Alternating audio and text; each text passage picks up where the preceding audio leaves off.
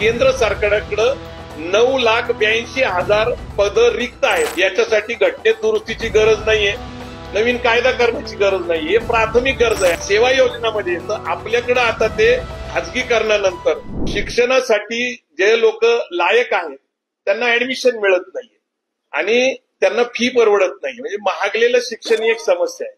दुसरीकडे केंद्र सरकार, महाराष्ट्र सरकार सांगतं की बेरोजगारी वाढलेली ती जवळपास 40% वर आहे. आणि सगळंच आपण जर बघितलं तर भारत स्वतंत्र झाला त्यावेळेस आपल्या लोकसंख्येचा जर आकडा पाहिला तर 35 कोटी होता. त्यावेळेस केंद्राकडे नोकऱ्या होत्या 41 लाख. आजही किती आहेत? 41 लाख. लोकसंख्या झाली 142 कोटी.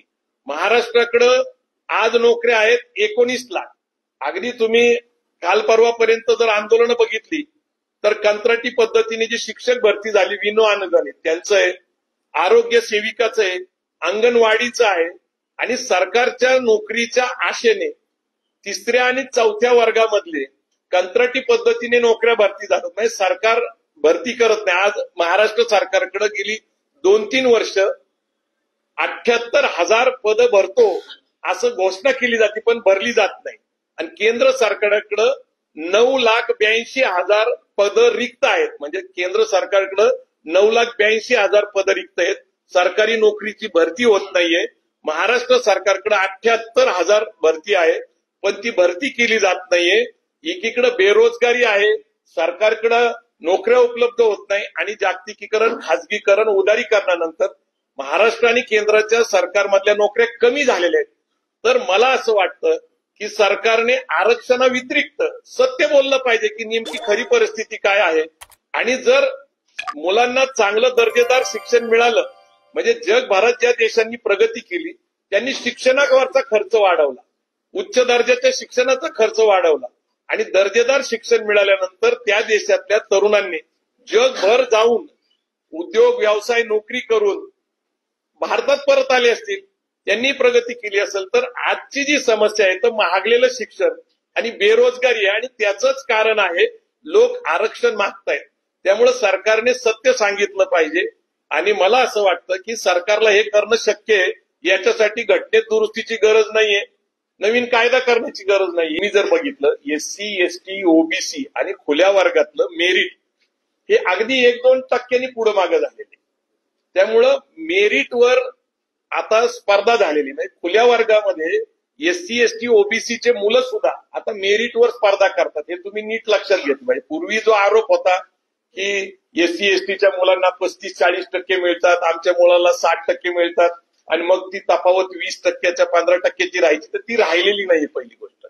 त्यामुळं आरक्षण वर्गामध्ये जरी तुम्ही येत असला किंवा खुल्या वर्गात जरी येत असला तरी आता मेरिट एकदम कट टू कट झालेले, हे महत्वाचा विषय आहे. दुसरा विषय काय आहे, हे मेरिट मधून आल्यानंतर त्यांना सरकारी जर योजनेमध्ये फायदा मिळाला तर त्यांना परवडतं, परंतु खाजगी कॉलेजमध्ये जायचं म्हणलं तर ते परवडत नाही. अगदी आता डॉक्टर प्रकाश पवार जे आपल्या कार्यक्रमाला बोलणार आहेत, त्यांचा मुलगा MBBS ला डॉक्टर होण्यासाठी 1 कोटी रुपये खर्च आला. तेच जर तुम्हाला इथं सरकारी मेडिकल कॉलेजमध्ये ऍडमिशन मिळालं तर तो काही हजारातच खर्च आहे. अगदी इंजिनिअरिंग कॉलेज जर तुम्ही COP ला गेला तर COP ला जे फ्री स्ट्रक्चर आहे, तर आमची सूचना काय आहे ती मी प्रामाणिकपणे सांगतो की शिक्षणाचं खर्च वाढवावा, खाजगी शिक्षण संस्थांना अनुदानित करावं जेणेकरून त्यांना फी स्ट्रक्चर हे सरकारच्या बरोबरीचं राहील. सरकारमध्ये जे फी स्ट्रक्चर आहे आणि खाजगीचं फी स्ट्रक्चर आहे याच्यामध्ये खूप प्रचंड तफावत आहे, काही हजार आणि काही लाखाची. तर ते फी स्ट्रक्चर जर आपण एक समान आणू शकलो सरकारचं आणि खाजगीचं, आणि खाजगी संस्थांना अनुदानित केलं म्हणजे त्यांना लागणारा चालवण्यासाठी खर्च जर देऊ शकलो तर हा जो मूळ संघर्ष आहे शिक्षणातला प्रवेशाचा तो संपतो. आणि अन्य ज्या गोष्टी आहेत त्याच्यामध्ये खूप महत्वाची गोष्ट आहे की महाराष्ट्र आज सगळ्यात प्रगत राज्य आहे, आज सुद्धा प्रगत राज्य आहे.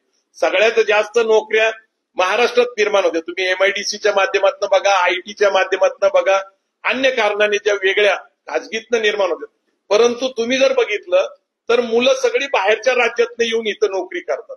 म्हणजे इथं प्रगती होतीये परंतु इथल्याच मुलांना नोकरीत संधी मिळत नाही. पूर्वीपासून एक महाराष्ट्रामध्ये मागणी आहे की महाराष्ट्रामध्ये जन्मलेल्या 80% नोकऱ्या या महाराष्ट्रात जन्मलेल्या माणसाला मिळाव्यात, अशी एक मागणी आहे पूर्वीपासून. म्हणजे स्थानिक रोजगार हा एक प्रश्न आहे, तर तो एक करणं गरजेचं आहे.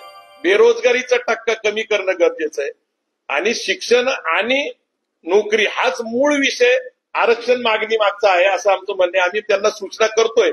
म्हणजे जर 42,000 कोटी तुम्ही महिला याच्या सक्षमीकरणाच्या नावाखाली म्हणा किंवा लाडकी बहीण योजनेच्या निमित्ताने देत असाल तर तुम्ही शिक्षणावरचा खर्च वाढवावा, जो कमीत कमी 6 ते 8% अपेक्षित आहे. छत्रपती शाहू महाराजांचं उदाहरण घेऊ शकतो आपण, करवीर संस्थांचं.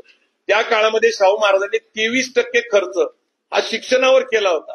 आजही महाराष्ट्रामध्ये तुम्ही बघितलं तर दरडोई उत्पन्नामध्ये आणि प्रगतीमध्ये कोल्हापूर 1 नंबरवर आहे. त्याचं कारण सामाजिक दृष्ट्या, शैक्षणिक दृष्ट्या जी पेरणी शाहू महाराजांनी केली त्याचा आज रिझल्ट आहे. पूर्वी असं अनबॅलन्सिंग झालेलं आहे. पश्चिम महाराष्ट्राचा विकास झाला पण विदर्भ, मराठवाडा, खानदेश, कोकण मागासलेलं राहिलं. म्हणून आपल्याकडे वैज्ञानिक विकास महामंडळ आणली.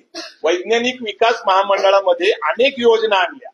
अनेक योजनेच्या माध्यमातून जी काही त्यांची परिस्थिती होती त्यांना अनुदान देऊन तो विकास केला गेला. त्यावेळेस कसं होतं की मराठवाड्याची अस्मिता होती, कोकणाची अस्मिता होती, खानदेशाची, तर ती प्रादेशिक अस्मिता होती त्या त्या भागाच्या लोकांची. पण आता जातीय अस्मिता झाल्यामुळे काय झालंय, जाती म्हणजे त्यातून जे काही लाभ मिळवायचा प्रयत्न करतोय तर दुसऱ्या जाती अस्वस्थ व्हायला लागलेल्या आहेत आणि ते परवडणारं नाहीये, लक्षात घ्या. आणि म्हणून एकूण परिस्थितीचा विचार केला तर फक्त आरक्षणाने सगळ्या समस्या सुटू शकतात असं मी मानत नाही, आमची संघटना मानत नाही. सध्या आमचा फोकस हा महाराष्ट्र धर्मासाठी आहे आणि महाराष्ट्र धर्मासाठी आमची भूमिका आहे की एससी, एसटी, ओबीसी, खुल्या वर्गातल्या सगळ्या जाती यांनी एकत्र येऊन महाराष्ट्र शांत ठेवला पाहिजे. जातीय धार्मिक द्वेष पसरू नये. सध्या जे नेतृत्व करतात त्यांनी भाषेची मर्यादा पाळली पाहिजे. या भाषेमुळं, नेत्यांच्या भाषेमुळं समाजाचा द्वेष पसरत चाललेला आहे. तर त्यामुळं महाराष्ट्र धर्मासाठी हा महाराष्ट्रात कार्यक्रम घेऊन जात असताना महाराष्ट्राची अस्वस्थ परिस्थिती, टोकदार झालेल्या भूमिका या संपूर्ण लोकशाही पद्धतीने सगळ्यांना हक्क आहे सरकारकडे मागणी करायची.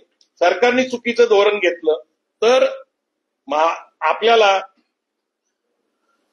इथं जे हायकोर्ट आहे, उच्च न्यायालय आहे, सुप्रीम कोर्ट आहे, त्याच्यात त्यांना न्याय मागण्याचा अधिकार आहे. पण समाजामध्ये अस्वस्थता पसरू नये, जातीय, वर्गीय, धार्मिक द्वेष पसरू नये याच्यासाठी महाराष्ट्र धर्मासाठी हा कार्यक्रम आम्ही महाराष्ट्रात घेऊन जातोय.